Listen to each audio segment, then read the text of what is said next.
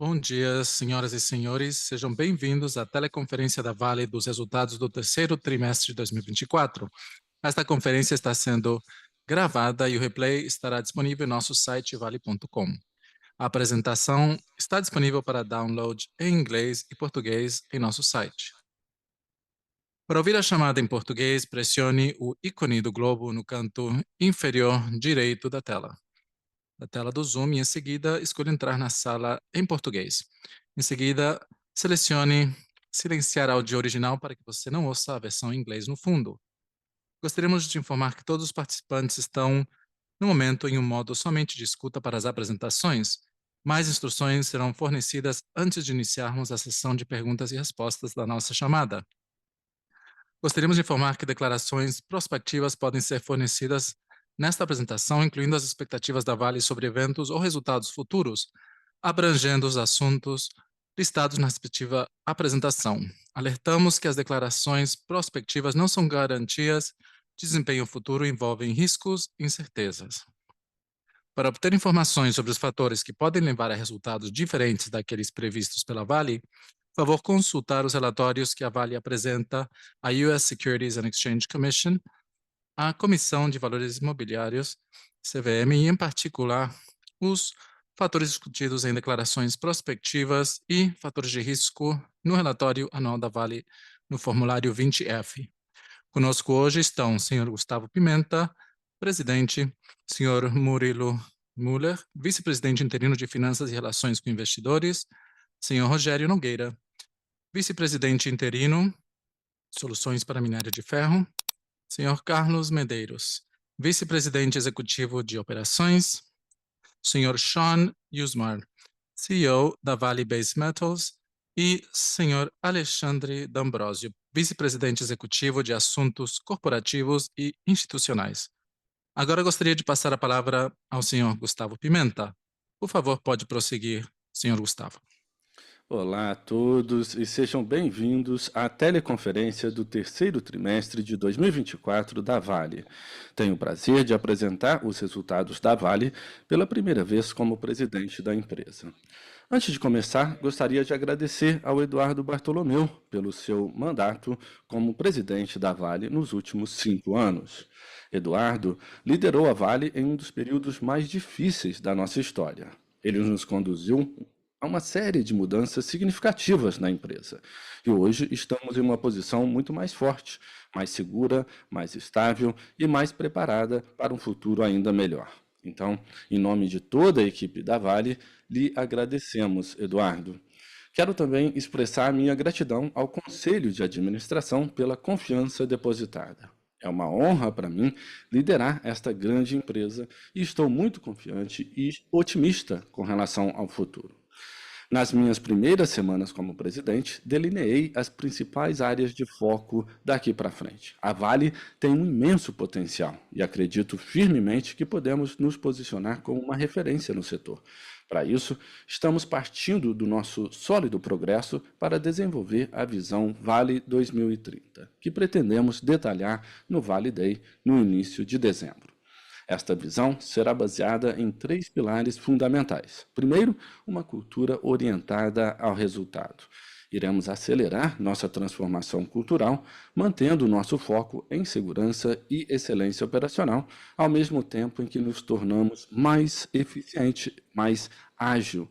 E também tomaremos decisões cruciais para melhorar substancialmente nossa competitividade e posicionar novamente a Vale na parte inferior da curva de custo global da indústria. Forneceremos mais detalhes sobre nossas iniciativas de eficiência de custos e metas associadas no Vale Day. Segundo, um portfólio superior. Vamos acelerar a execução da nossa estratégia de minério de ferro premium, alavancando nosso endowment único. A Vale tem um dos recursos mais ricos de minério de ferro do mundo e nosso objetivo é produzir cerca de 350 milhões de toneladas de minério de ferro, dos quais 80 ou 90% serão produtos de alta qualidade, como BRBF, Carajás e aglomerados. Esse portfólio flexível nos permitirá apoiar nossos clientes na sua jornada de descarbonização, mantendo a opcionalidade de capturar valor em diferentes condições de mercado.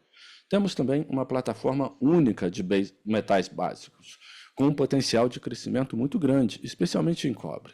Estou muito satisfeito com a nossa decisão estratégica de separar o negócio no ano passado e de ter uma equipe dedicada e de classe mundial sob a liderança do Sean. Estou muito confiante de que levaremos esta companhia para um nível ainda melhor nos próximos anos. Em terceiro lugar, é importante e essencial que os nossos stakeholders nos vejam como um parceiro confiável. Para isso, iremos trabalhar em estreita colaboração com a sociedade para deixar um legado positivo das nossas atividades, criando, ao mesmo tempo, relações responsáveis e de confiança. Esta será uma prioridade fundamental para mim e para a minha equipe para o futuro. Iremos trabalhar detalhando cada um desses pilares com relação a objetivos concretos, metas e iniciativas e iremos fornecer mais detalhes no Vale Day. Vamos agora olhar o nosso desempenho recente nos próximos slides. Estamos progredindo de forma constante em nosso compromisso de eliminar as barragens a montante no Brasil. Nosso programa de descaracterização inclui 30 estruturas e neste mês atingimos outro marco importante ao eliminar a 16ª estrutura, DIC 1A, em 11 de outubro, cerca de 2 meses antes do previsto. Esse processo de eliminação de barragens requer muita inovação e é complexo e único para cada estrutura. Adquirimos experiências e conhecimentos incríveis neste processo, o que nos permitiu acelerar a descaracterização de muitas estruturas, mantendo os mais elevados padrões de segurança e gestão de risco. Continuaremos a cumprir os nossos compromissos de segurança de barragens com uma abordagem disciplinada. Além do processo de descomissionamento, estamos trabalhando para aumentar a segurança das estruturas. O gráfico aqui mostra o nosso progresso na remoção de barragens dos níveis de emergência. Em agosto, retiramos a barragem sul superior do nível 3 de emergência e, atualmente, resta apenas uma barragem neste nível, que é a barragem Forquilha 3. E estamos progredindo para reduzir em breve o nível de emergência desta barragem, estando no caminho certo para cumprir com o nosso compromisso de não ter barragens no nível 3 até 2025.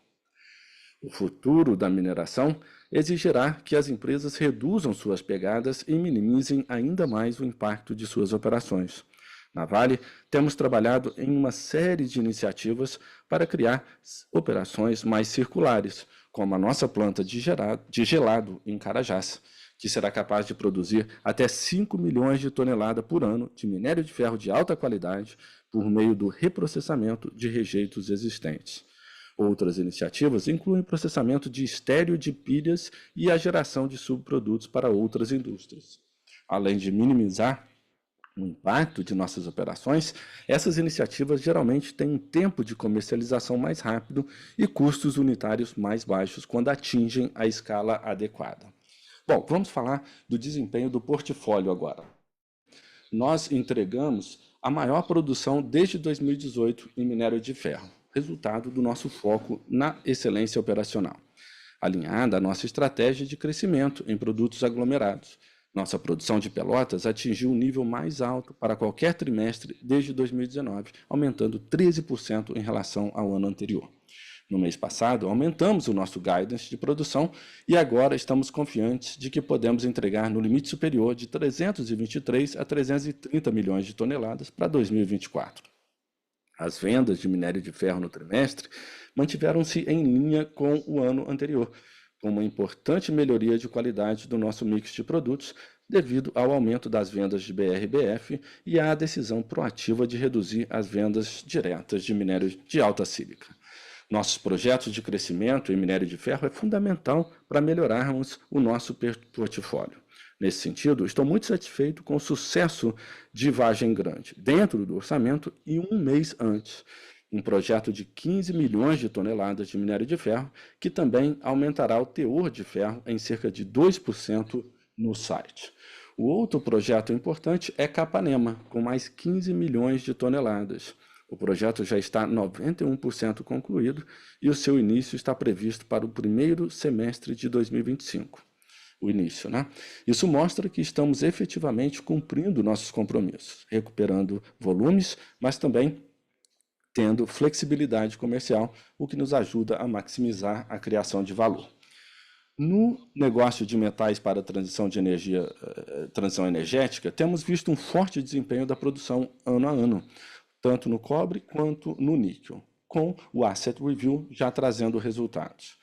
O minério processado das plantas de Salobo 1 e 2 aumentou 30%, e as minas de Sudbury tiveram um aumento de 20% no rendimento do moinho. O Sean Usman assumiu como presidente da VBM e continuará a implementar o Asset Review e a executar a estratégia a longo prazo da empresa. Estou confiante de que temos a melhor equipe para levar o negócio de metais de transição energética para o próximo nível.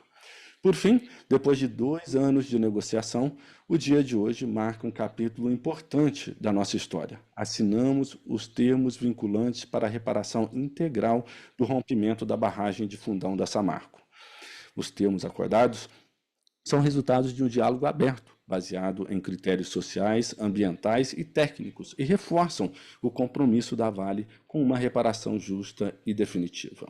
O valor total do acordo é de 170 bilhões, que serão divididos em 100 bilhões em pagamentos a serem desempenhados ao longo de 20 anos à União, aos estados de Minas Gerais e Espírito Santo e aos municípios para financiar programas e ações compensatórias vinculadas a políticas públicas.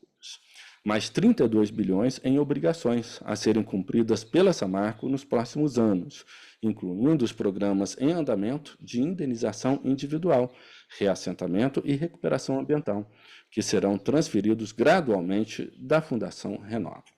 O valor total também considera os 38 bilhões já desembolsados em 42 programas de indenização ao longo dos anos. Em conjunto com as principais partes interessadas, chegamos a uma solução mutuamente benéfica para todas as partes, especialmente para as pessoas afetadas, comunidades e meio ambiente impactados, ao mesmo tempo em que criamos definitivamente a segurança jurídica para as empresas.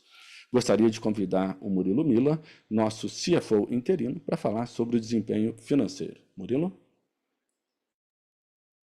Obrigado, Gustavo, e bom dia a todos. É um prazer estar aqui para apresentar os resultados do terceiro trimestre de 2024. Vamos começar com o nosso desempenho EBITDA. Como podem notar, nosso EBITDA pro forma atingiu 3,7 bilhões de dólares no trimestre, com fatores encorajadores que ajudaram a mitigar o impacto dos preços mais baixos do minério de ferro. No terceiro trimestre de 2024, alcançamos volumes de vendas mais altos, especialmente em Pelotas, nosso produto de maior qualidade. Também entregamos um desempenho muito melhor em custos e despesas, enquanto o real mais fraco proporcionou suporte adicional. Como Gustavo mencionou anteriormente, estamos extremamente focados em recuperar a nossa competitividade e nosso desempenho de custo C1 é especificamente importante nessa jornada. Vamos dar uma olhada mais de perto no nosso C1 nos próximos slides.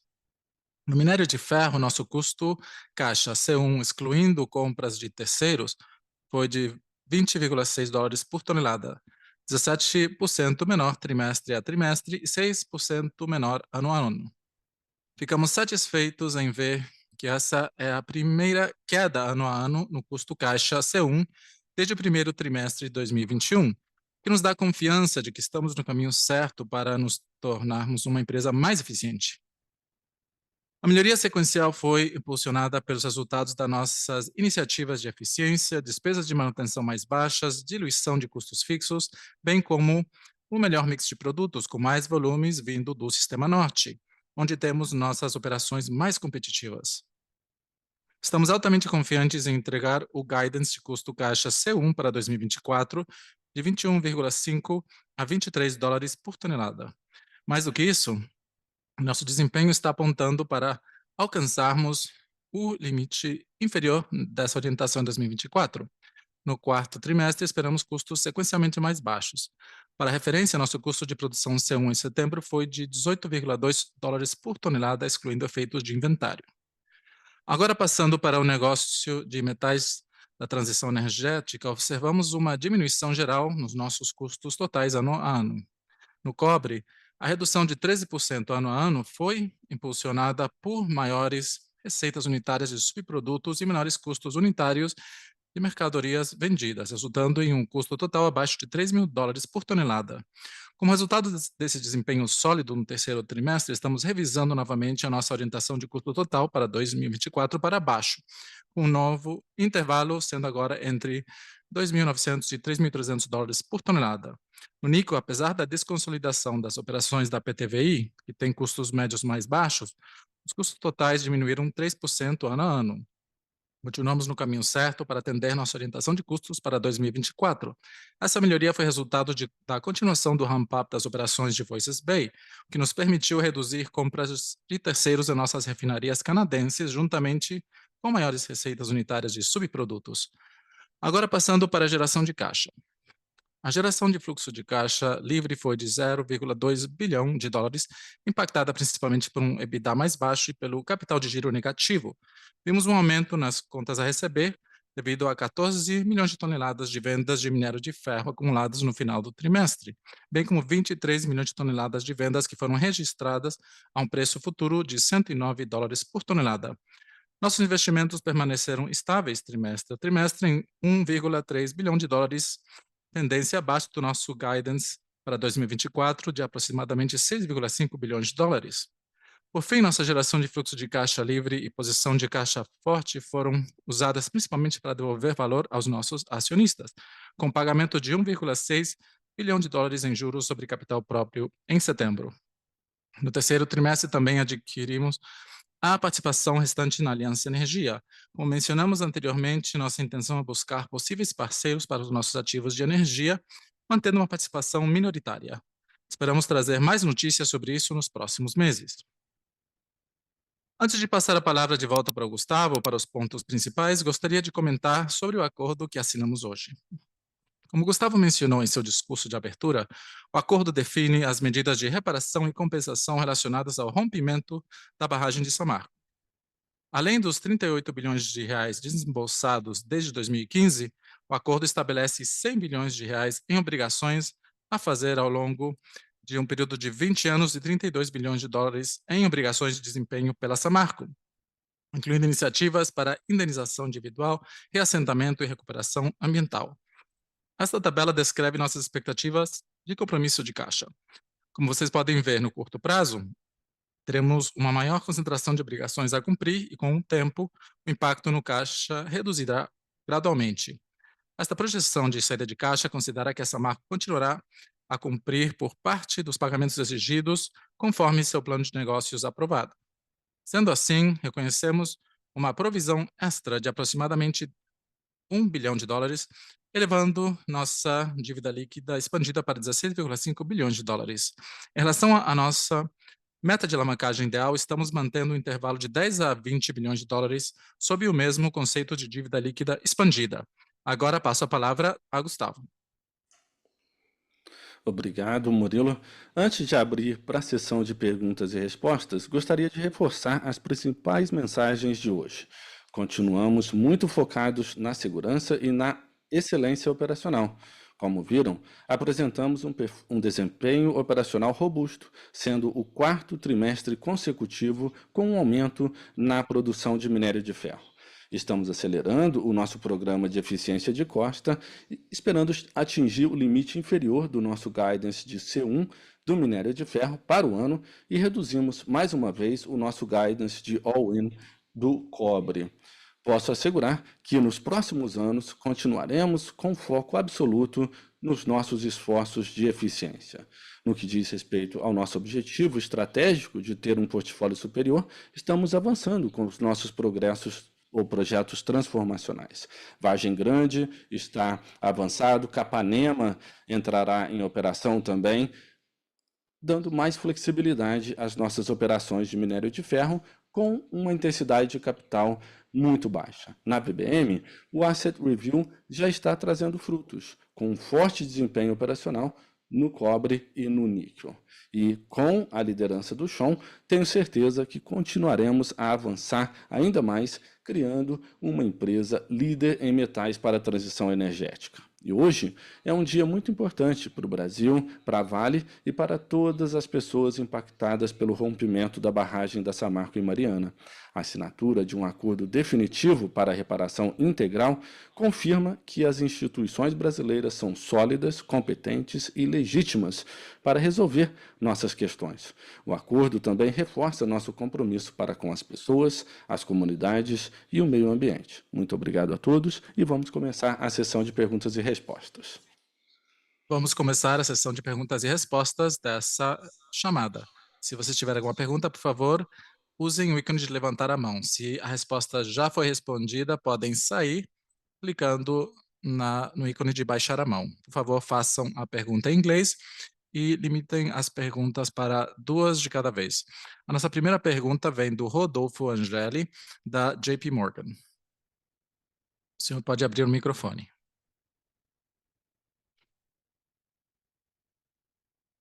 Boa tarde a todos.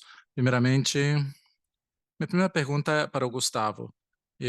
Gustavo, eu gostaria de começar te desejando muita sorte no seu mandato como CEO. E a minha pergunta, você falou sobre algumas coisas em relação à ambição da Vale no começo da chamada. Eu entendo que mais detalhes vão ser enviados no Vale Day, mas gostaria de saber se você poderia discutir um pouquinho melhor, um pouquinho mais, qual é o foco a curto prazo e o que você acha que pode representar as maiores oportunidades que podemos capturar, especialmente nessa parte mais precoce do seu mandato. É a primeira pergunta. A segunda pergunta, eu também gostaria de aproveitar essa oportunidade para fazer uma pergunta para o Rogério. E é ótimo ouvir de você, e eu gostaria de ouvir um pouquinho mais sobre a estratégia do portfólio para o minério de ferro. Estamos começando a ouvir um pouco mais a respeito, então gostaria de saber mais detalhes sobre o que você espera que sejam os próximos passos, qual a evolução do portfólio do minério de ferro na Vale para o futuro. Essas são as minhas perguntas, muito obrigado. Obrigado, Rodolfo, ao Gustavo aqui. Obrigado pelos cumprimentos. E, olha, a gente está pensando nisso da seguinte forma, baseado em algumas alavancas-chave, né? Primeiro, com relação ao portfólio, nós até falamos sobre isso, estamos buscando atingir a nossa capacidade de forma criativa, né, para o portfólio de minério de ferro, chegando a 350 milhões de toneladas, o que vai nos dar mais do que volume, a flexibilidade também de operar em diferentes condições de mercado, fazendo com que a VBM também cresça, especialmente no cobre, que é um dos principais mandatos que o Chon tem, né? Que é como trazer volumes de cobre mais rapidamente, dada a reserva que a Vale tem. Então, esse vai ser o principal elemento na nossa estratégia e vamos buscar implementar essa agenda com afinco. E a outra parte também que é muito importante, nós já vimos isso nesse trimestre, é buscar o desempenho, né, com uma cultura de segurança e de performance. A gente perdeu um pouco a nossa competitividade como resultado de muita coisa, incluindo limitações que temos nas operações, mas eu tenho confiança de que iremos fazer com que as operações atinjam um ambiente mais competitivo, baixando o custo global, né, abaixo de $20, que é a nossa meta, e a gente vai buscar essa agenda com afinco e tenho confiança na nossa capacidade de entregar. A outra tem mais a ver com o curto prazo, talvez, que tem a ver com a forma como a gente pode conseguir a construir relações longevas e de confianças com os stakeholders que temos. Eu estou muito feliz com a solução que acabamos de anunciar, né? o Acordo de Mariana, que é um elemento que pavimenta esse caminho para o futuro, e eu gostaria muito, né, de resolver, quero resolver, porque estamos trabalhando com essas questões da ação também, e, enfim, essa agenda vai ser muito importante para a gente e para a minha equipe de liderança, para que a gente possa ter os stakeholders a bordo nessa jornada. E eu vou passar para o Rogério, para ele falar sobre a estratégia comercial, então. Não, olá, Rodolfo. Foi bom ouvir de você. Quando a gente fala de estratégia de portfólio, a gente divide isso em curto prazo e longo prazo, né? No curto prazo, a ideia é otimizar o portfólio de produto e maximizar valor. Esse é o nosso foco. Já no longo prazo, tem mais a ver com a descarbonização da indústria metalúrgica e sobre como podemos nos posicionar para ser o principal fornecedor de produto para descarbonização, né, para a indústria metalúrgica. E outra coisa a se enfatizar é que quando a gente fala de otimização do portfólio no curto prazo, a gente fala muito sobre os prêmios, né, de ferrosos. E como você sabe, os prêmios dependem muito das margens, né, na metalurgia. E, na nossa perspectiva, a gente acha que tem aí uma vantagem ainda em potencial também. Agora, mais do que isso, a gente tem agido muito no portfólio de produtos. E a ideia é desenvolver um portfólio que seja flexível e que, portanto, possamos ajustar para maximizar o valor. E, nesse sentido, é importante esclarecer que o nosso objetivo final, claro, é a maximização do valor. E também entender, por exemplo, o equilíbrio, o balanço entre o teor de ferro, né, a razão alúmina e sílica, enfim, isso tudo vai ser muito importante para fazer um ajuste rápido no portfólio no futuro. Por exemplo, hoje temos penalidades, né, para sílica muito alta, 4,7 dólares por tonelada para cada ponto percentual de sílica ali. E, portanto, nós gostaríamos, por exemplo, de trabalhar no sentido de reduzir a oferta de produtos de alta sílica e, dessa forma, reduzir esse tipo de impacto. E não apenas isso, nós também podemos aproveitar, né, a produção mais alta, né, de feed de pelotas em Brucutu, a Vargem Grande, outros, e também pelotas de Carajás, né, o produto de Carajás. Então, tudo isso, juntamente com o mercado global e a nossa flexibilidade, vai nos ajudar a otimizar, maximizar valor no curto prazo, como temos pretendido. Portanto, nós estamos muito orientados à maximização de valor e também à flexibilização do portfólio. É isso. A próxima pergunta vem do Daniel Sasson, da Itaú BBA. O senhor pode abrir o microfone. Muito obrigado a todos. Boa sorte na sua nova função, Gustavo. É muito bom ouvi-lo novamente, Rogério. Minha primeira pergunta estaria relacionado, e primeiramente, gostaria de parabenizar a assinatura desse acordo de assentamento de Samarco e da indenização. É uma ótima situação para a população e também para a Vale, para que possamos avançar e passar a página desse capítulo. E em relação a isso, eu gostaria de saber a sua percepção, Gustavo, se alguma coisa mudou em relação às discussões que estão acontecendo no Reino Unido, nos Países Baixos, em relação a esses processos legais que estão acontecendo relacionados a Samarco. Você poderia nos dar uma atualização a respeito? E também em relação às conversas com o governo relacionados à renovação das concessões das ferrovias, isso seria muito bom também. E a segunda pergunta estaria relacionada a essa meta expandida de 10 a 20 bilhões de dólares que foi estabelecido em outro momento para a Vale. Várias outras coisas estavam acontecendo naquele momento, mas agora que você tem uma visão mais clara em relação aos desembolsos, em relação a Mariana, por exemplo, nos próximos anos, você está pensando em mudar essa meta? Faz sentido discutir isso? Ou você se sente confortável com essa meta de 10 a 20 bilhões de dólares, essa meta, por enquanto? Obrigado. Obrigado, Daniel.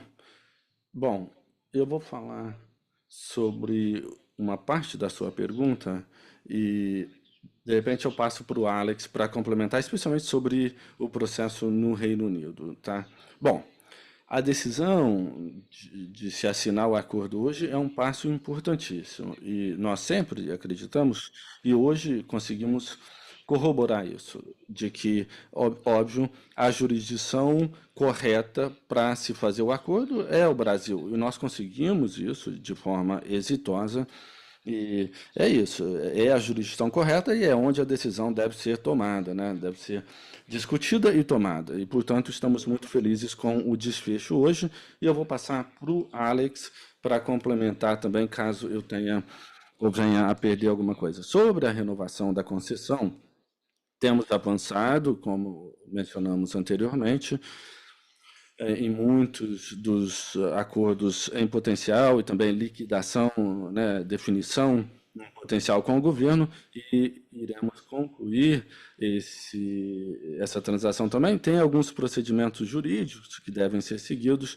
mas esperamos que até o final do ano a gente consiga resolver essa discussão. Sobre a dívida líquida expandida, certamente temos uma oportunidade para revisitá-la. Essa questão do reprojeto, do redesenho nos ajudou, estamos mantendo, e por hora, claro, a gente está mantendo, porque é a métrica correta e é o range correto, né, para a gente operar. Pode ser que mudemos, mas por hora mantemos, e eu vou passar para o Alex para complementar sobre a situação no Reino Unido. Obrigado, Gustavo, e obrigado, Daniel. Eu vou começar falando sobre o julgamento no Reino Unido, que começou na última semana. Muitos já sabem, está em curso e prosseguirá por algumas semanas. E esse julgamento no Reino Unido lida com compensações para indivíduos, mas esse tema só será discutido no ano que vem ainda, né? Então tem muita discussão sobre se a BHP, a Hold, né, pode ser responsável pela Samarco. É essa discussão em pauta.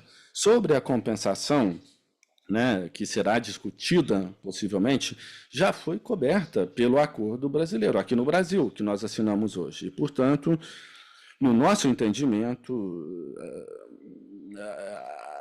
a nossa posição, né, a posição dos réus será muito mais bem defendida, porque, claro, também o pessoal com pleito vai ter uma opção muito mais fluida aqui no Brasil. E também porque o caso aqui no Brasil desconstrói o principal argumento dos advogados no Reino Unido, que é de que esse tipo de problema não está sendo resolvido de forma célere no Brasil, o que acabou de cair por terra com esse acordo, porque ele mostra que, de fato, a resolução aqui é possível, é eficiência, é rápida e é o local correto. Sobre esses pleitos, né, como eu falei lá no Reino Unido, só vai começar no ano que vem, no meio do ano que vem. E aí tem a questão, né, da jurisdição, né, que ainda precisa ser abordada, também precisa estar em pauta, então isso ainda vai demorar muito. Obrigado. Nossa próxima pergunta vem do Leonardo Correia, da BTG. O senhor pode abrir o microfone? Boa tarde a todos. Tem algumas perguntas da minha parte. A primeira pergunta é em relação ao caixa. Então, há um avanço positivo nos últimos trimestres. A mensagem é que vocês estão confiantes em alcançar o guidance de US$ 21. E, Gustavo, você mencionou na apresentação que você se sente confiante de alcançar menos de US$ 20 no futuro. Então, eu gostaria de entender um pouquinho essa ideia. Isso é possível já em 2025? Temos várias iniciativas, temos o ramp-up de Vargem Grande, também mais volumes. Eu gostaria de ouvir um pouquinho a respeito desse fato, se essas metas são alcançáveis em 2025. A segunda pergunta é em relação ao níquel, especialmente em relação a ao negócio de transição energética. Então, temos cobre, que precisa ser o foco, algo a longo prazo. Acho que todas as minas no mundo estão bem focadas em cobre, e isso com toda razão. É, é algo que realmente merece esse interesse. No lado de níquel do negócio, nós vemos que há uma diminuição de interesse na Vale, na minha percepção, ao longo dos últimos trimestres. E o preço de níquel não estão ajudando, mas nesse ambiente onde o EBITDA é negativo em algumas linhas e há lugar para melhorar esses processos, queria saber um pouquinho mais o que vocês estão pensando a respeito de níquel e nós temos em relação às capacidades e a pressão que esse metal está sofrendo. Obrigado. Eu vou responder a primeira parte e talvez uma parte da segunda, mas eu também queria que o Sean, já que, claro, ele está aqui, que também fale sobre a questão do níquel. Bom, com relação ao custo, o que eu quis dizer de chegar abaixo de 20, né, até 2025, que é aquele guidance anterior que nós demos, porque quanto mais eu olho a nossa base de custo, mais confiante eu estou na nossa condição de chegar nesse nível, nesse ponto. Como eu disse, vai ser uma prioridade chave aqui para mim. E há muitas alavancas, né, que é uma coisa que a gente precisa reconhecer para chegar a uma posição mais eficiente.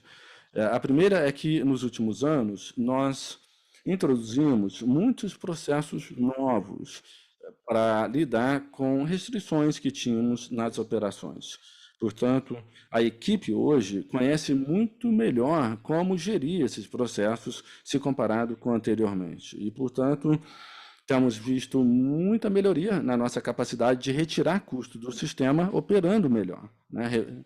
E tem também o benefício, claro, de aumentar a produção. A gente acabou de resetar o guidance, né, para chegar a 330, mas falamos que dá para chegar a 350 com mais volume que pode vir do norte. E isso também nos ajuda a reduzir o custo unitário, além dos programas de eficiência concomitantes que estamos fazendo, que estão amadurecendo também. Por isso é que eu estou confiante, né? A gente já viu isso esse ano, a gente até apontou para a parte inferior no guidance do C1, que mostra que a gente está no caminho certo. Já sobre níquel, é o seguinte, nós continuamos a acreditar que o níquel é crítico para a transição energética e há um espaço muito grande aí para esse minério. Agora, a gente precisa ter também o portfólio correto de níquel, a depender das condições de mercado, sendo flexível para navegar por qualquer ciclo também, que é um dos mandatos principais para o Sean, mas eu vou parar aqui e eu gostaria de ouvir o Sean também um pouquinho sobre isso. Obrigado, Gustavo. Obrigado, Leonardo, pela pergunta. Você é a primeira pergunta que eu recebo, né, na Vale aqui em metais básicos. Então, obrigado. O Gustavo já abordou os pontos principais e a gente já tem passado, né, por algumas melhorias no custo unitário. Tem as manutenções também programadas e a gente tem feito muito investimento também nesse espaço e algumas iniciativas implementadas no sentido de aumentar a produtividade, né, com o Mark Cutifani e a equipe do management, já tem trazido frutos, né, de 15% a 30%, muita oportunidade de diluição do custo fixo. Então, assim, a gente tem visto 40% da curva de custo abaixo e fornecimento até sendo restrito em algumas áreas. Mas a gente tem um negócio estratégico, especialmente na parte ali da Western Lands, que tem uma reserva muito grande, que não está bem explorada, não está bem utilizada. Então, a gente tem oportunidade de alocar capital de forma inteligente, buscando a redução de custo, a melhoria da produtividade e maximizando o valor para a companhia no ciclo, que é a nossa prioridade. E também não podemos perder de vista que, ao falar de níquel, né, e a gente tem falado, agora tem uma porção aí também nessa parte do portfólio que diz respeito a polimetálico, ouro, PGM, o ouro tem um preço recorde aí, né? Então, esse fenômeno também vai nos ajudar continuamente a destravar valor e, nesse ciclo em particular, é um foco também. E, além disso, tem muita coisa, muita opcionalidade mais negligenciada nesse portfólio, e o nosso trabalho é destravar valor e trazer isso para o mercado, e espero que eu tenha respondido a sua pergunta.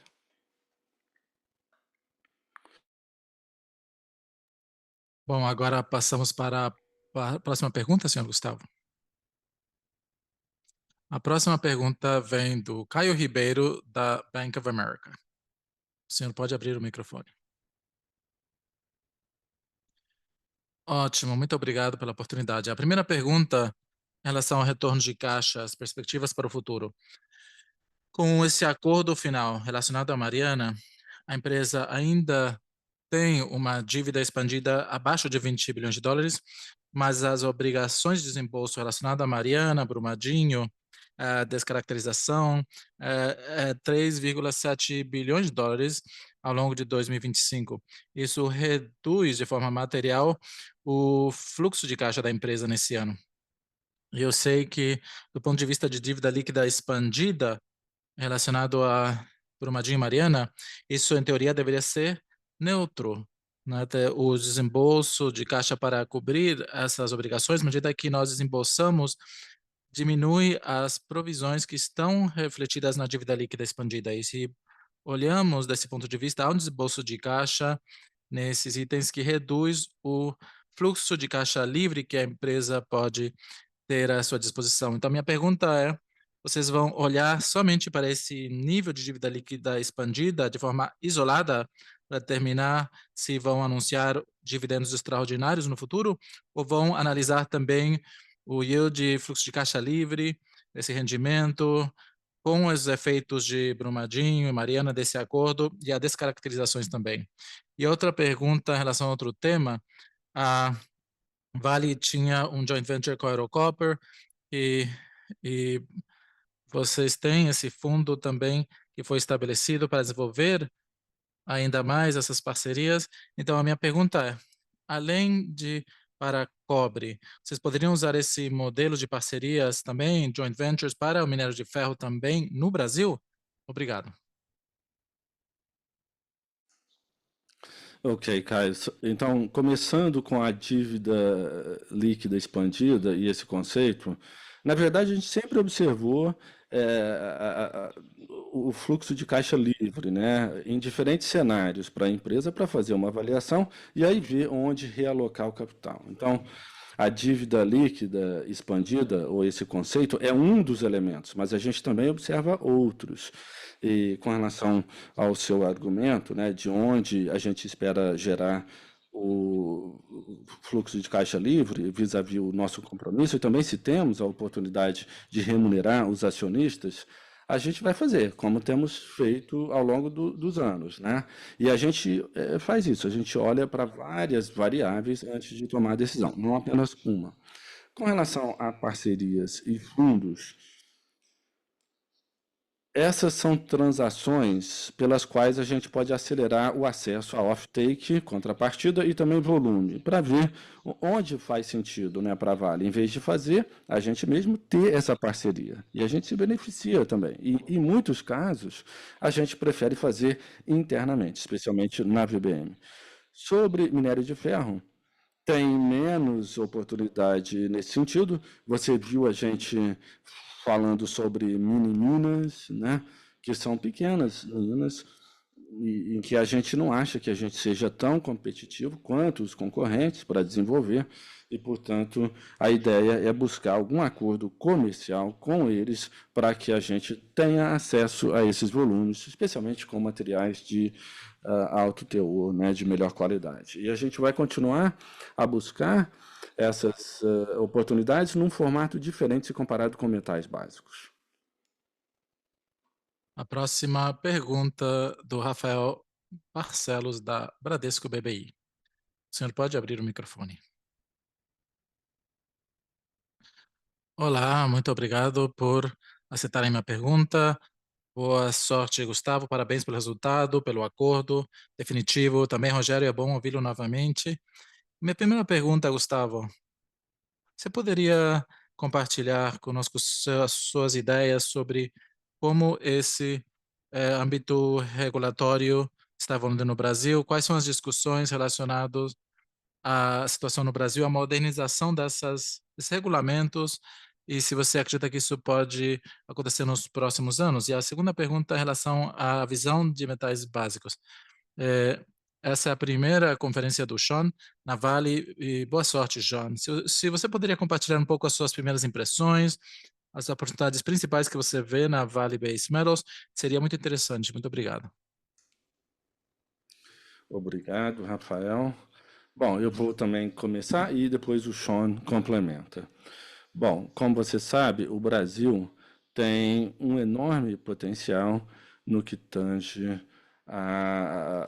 as reservas de minério, não apenas porque tem o minério de ferro de melhor qualidade no planeta, mas também porque tem muitas jazidas de minério para as commodities de minério, para a transição energética. Então, a nossa discussão tem girado em torno de como acelerar esses desenvolvimentos, né, no país, e quaisquer deles requer discussões, modernizações, como você mencionou, com relação ao decreto, à legislação, né, de cavidades. E a gente tem avançado e há um reconhecimento de que a legislação atual pode ser melhorada, isso de todas as partes, por todas as partes, e a gente acredita que isso será abordado no futuro, né? Espero que mais cedo do que tarde. E com isso a gente vai poder destravar o potencial que o país tem e também o potencial que a Vale tem de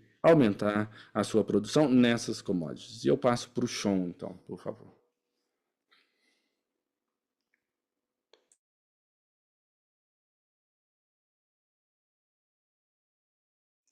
Sean, não dá para ouvi-lo. Não sei se você está falando ou se está no mudo.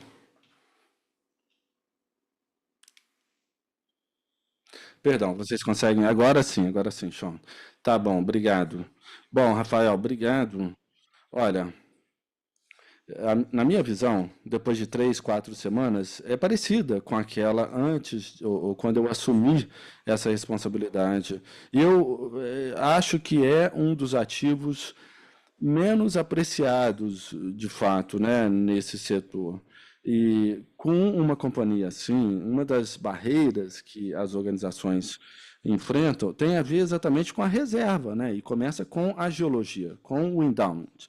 E eu passei alguns dias com os gerentes gerais, com os líderes na última semana, e eu saí de lá, sabe, com a certeza de que as minhas expectativas com relação ao potencial foram excedidas até, porque a gente só precisa gerir essa companhia da forma mais eficiente possível para ajudar. Todos sabem que cobre, né, todo mundo quer, é difícil achar reservas até, e essa empresa tem uma reserva muito grande no Brasil. E até antes a gente trabalhou com a equipe, tentando ver como remover as limitações, destravar, talvez em parceria, né, juntamente com o governo e outras partes interessadas, esse potencial, porque tem Salobo, Sossego, Salobo tem se aprofundado em diferentes direções e nós temos muitas oportunidades ali e é isso que a gente está buscando até hubs para tentar destravar esse potencial de reserva mineral. E nesse momento, né, a gente sabe que tem pessoas querendo comprar o que nós temos. Então, o que nós precisamos fazer é trabalhar no que está em nossas mãos, no controle de custo, no aumento da produtividade, né? E aí ir além, né? Depois de chegar nisso, estabelecer de fato as fundações para ser um líder de fato no setor ao longo do tempo. A nossa próxima pergunta vem da Marina Calero, da RBC. A senhora pode abrir o microfone. Boa tarde, obrigado por essa chamada. Eu tenho uma pergunta em relação à estratégia de cobre. Poderíamos dizer que você está focado nas oportunidades internas ou vocês estão abertos a crescer inorganicamente também? Vai lá, Sean. Ah, desculpa, Gustavo. Vai lá, pode responder. Marina, obrigado. Olha, a gente passou um tempo trabalhando com M&A, eu passei boa parte da minha carreira fazendo M&A, e quando a gente observa o ambiente para M&A, eu acho que muitas empresas têm essa capacidade, a gente precisa analisar ao longo do ciclo. Agora, voltando à minha resposta anterior, a nossa maior oportunidade está aqui, na nossa frente, né? E eu acho que para um futuro mais tangível, a gente sempre vai buscar o que está no mercado, né? E a gente tem muito do que o mercado quer. Então, depende de nós para capturar e destravar esse valor. Eu devo dizer que muitas organizações, né, que não têm a visibilidade do pipeline, né? E quando a gente olha aqui o detalhamento dos ativos, né, da reserva, quer dizer, tem, e o nosso trabalho é entregar isso de forma estável, trimestre a trimestre, para mostrar esse potencial, porque está invisível nesse momento.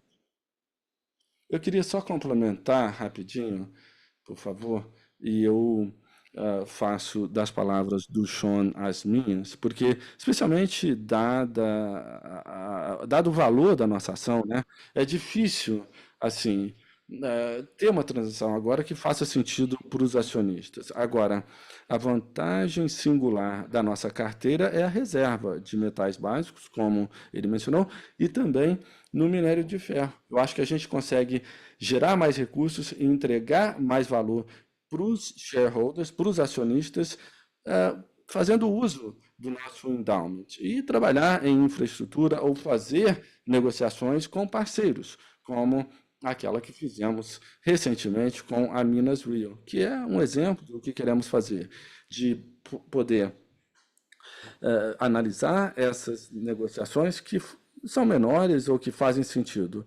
Outras maiores é mais difícil e eu prefiro investir em endowment, nas reservas. A nossa próxima pergunta da Timna Tanners, da Wolfe Research. A senhora tem a palavra. Muito obrigada, feliz sexta. Então, gostaria de começar perguntando sobre o CAPEX, porque como vocês mencionaram, há uma lacuna ali, é uma quantia grande que tem que ser gasta para atingir a meta no quarto trimestre. Isso está acontecendo ou esse gasto vai acontecer depois? E também eu queria saber um pouco mais sobre o comentário que foi dito antes, sobre como vocês têm confiança que essas margens de CEO vão se recuperar. Então, eu queria pensar mais ou menos como que você pensa de forma mais ampla em relação aos desafios do mercado das propriedades imobiliárias. Obrigado, Tina. A gente está buscando fechar o ano dentro do guidance, de 6,3 a 6,5 bilhões de dólares ali. Então, está bem alinhado com o nosso guidance. E ao longo do ano tem sempre algumas variações, né, de trimestre a trimestre, mas é importante olhar nessa imagem do ano todo, que é o número final que nós queremos entregar em 2024. Bom, eu vou passar para o Rogério para falar sobre a outra parte. Olá, Tina. Olha, quando você olha o mercado de minério de ferro, você vê que o mercado vai estabilizar, nós acreditamos. E tem também algumas outras vantagens, né?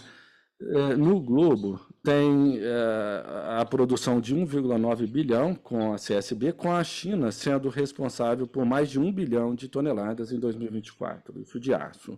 E a gente espera os mesmos números para 2025 também, mais ou menos. Então, como você sabe, isso tem sido discutido, o governo chinês tem trabalhado para aumentar a confiança do consumidor através de estímulos monetários e fiscais, como temos ouvido. E com isso, o consumo, nós achamos, vai estabilizar e essa diminuição, né, em investimentos em ativos fixos ou no setor imobiliário vai ser compensado por investimentos em ativo fixo na indústria manufatureira e de infraestrutura. E, portanto, como resultado, esperamos um fornecimento, bons títulos, né, de minério de ferro. Nós também achamos que vai ter uma produção estável por toda a cadeia de suprimento, embora tenhamos visto lá um nível de inventário em portos, não tem tanto inventário nos moinhos, né? Então, na metalurgia. Então, de forma mais ampla, nós achamos que os níveis de inventário estão estáveis. E também, quando a gente olha para a curva de custo, mais de 50 milhões de toneladas de suprimentos, né, isso aí tem apoiado os $95 por tonelada e chegando a 250, que tem apoiado 90, né, essa margem. Então, se o preço reduzir, muita capacidade, muita produção vai sair do mercado. Agora, sobre a sua pergunta, no curto prazo, nós antecipamos, sim, alguns dados positivos. Por exemplo, o uso do alto forno está chegando a mais de 87%. E as margens estão sendo recuperadas, mais ou menos $20 por tonelada, né, que em produto que é neutro em HRC, e também onde há menos concorrência, né, na China, onde tem menos moinho aumentando, tem uma diferença. Fora da China, os metalúrgicos estão com dificuldades, especialmente por conta das exportações chinesas. Agora, se essa exportação for reduzida, a demanda ainda continuará e nós achamos que vai ter um crescimento marginal também. A nossa próxima pergunta vem do Christopher Jeffries, da La Femina. O senhor pode abrir o microfone. Obrigado por aceitar a minha pergunta. Essa aqui está relacionada ao que o Tim perguntou. Se olharmos para a estratégia da Vale, historicamente falando, vocês normalmente aproveitam essas capacidades de baixas margens, e isso realmente é algo que apoia a produção trimestral no mercado. E outras empresas fazem isso também. Então, a minha pergunta é como que a estratégia muda? Se vocês estão mudando o mix de produtos para ter um minério de alta qualidade, com margens mais altas, significa que o preço vai ter que cair ainda mais antes de aproveitar essa capacidade? Eu só queria... não estou falando sobre o 2024, 2025, mas estou olhando para frente. Nós estamos vendo mudanças de produção na BHP também, e se vemos que o minério de ferro está caindo, se a demanda da China está caindo, o que aconteceria nesse cenário? O que aconteceria na década? Com o custo baixando, talvez a preocupação seja, não seria de 8 a 100, mas talvez seria mais baixo. Então, a pergunta é o que aconteceria na década se a demanda de fato cair? Eu vou começar e depois o Rogério pode complementar. Olha, uma questão importante aí, fundamental, é que mesmo com Simandu, a quantidade de esgotamento de mina que temos visto é muito grande. Então, a redução de teor que temos visto no mercado, nos concorrentes, é também algo relevante. E achamos que, por vezes, isso é negligenciado. Então, esse é um elemento também que precisa ser considerado, por isso que não estamos tão pessimistas no longo prazo com a entrada de Simandu, né, como deve acontecer. Com relação à estratégia de valor versus volume, essa estratégia irá continuar, certamente, né, certamente. E sobre a retomada da capacidade, a boa coisa é que a gente vai ter flexibilidade, finalmente, porque pós-Brumadinho, perdemos muita a flexibilidade que temos nas nossas ofertas. E agora que temos Vargem Grande, Capanema, e estamos voltando para 350, mais importante do que o volume, que não é o que a gente está buscando, como o Rogério muito bem disse, nós também conseguiremos né, tomar decisão de acordo com as condições do mercado para maximizar o valor. E há alguns anos nós não tínhamos isso. E, finalmente, teremos a capacidade até de remover volume, né? Retirar, se não fizer sentido. Falamos sobre isso da última vez. A gente poderia ter passado, né, de 330 milhões de toneladas. E nós estamos o quê? Tirando de 7 a 8, né, milhões de toneladas de produtos de alta sílica que a gente iria colocar no mercado, mas a gente decidiu não colocar porque não era correto ainda do ponto de vista do mercado. Então, a gente vai continuar a ser disciplinado através da forma pela qual adicionamos produto no mercado e agora a gente tem mais flexibilidade para jogar ali de acordo com as condições do mercado e iremos continuar a fazer isso. A nossa próxima pergunta vem do John Brandt com HSBC. O senhor pode abrir o microfone. Eu tenho uma pergunta porque está relacionado ao portfólio de metais de forma geral. Se olharmos para os últimos 20 anos, a Vale realmente transformou 3 metais principais, de vários outros. Então, nós estamos vendo recentemente os seus concorrentes que estão fazendo algumas fusões e aquisições e entrando em outros produtos, como fertilizantes. Então, eu gostaria de olhar para o futuro nos próximos 5 a 10 anos. Vocês estão contentes com o seu portfólio de minério de ferro, níquel e cobre, ou vocês gostariam de acrescentar outras coisas, como fertilizantes, urânio? Essa é a minha pergunta. Obrigado. Olá, Jamie, é o Gustavo aqui. Bom, a gente está feliz com o portfólio que a gente tem. Claro, eu queria ter mais cobre do que a gente tem, mas é um trabalho que a gente vai estar fazendo. E se tiver alguma coisa, né, para entrar, tem que ter escala, tem que estar bem posicionado do ponto de vista da curva de custo, mas o que temos hoje são as commodities que nós sabemos que podemos entregar, porque no final das contas tem a ver com criação de valor. E nós gostamos do que temos, mas claro, sempre estamos abertos, avaliando alternativas, oportunidades, mas estamos felizes com as commodities que temos e a questão agora é como crescer nelas. Com isso, encerramos a sessão de perguntas e respostas de hoje. A conferência da Vale agora se encerra. Obrigado pela participação e tenham um ótimo dia.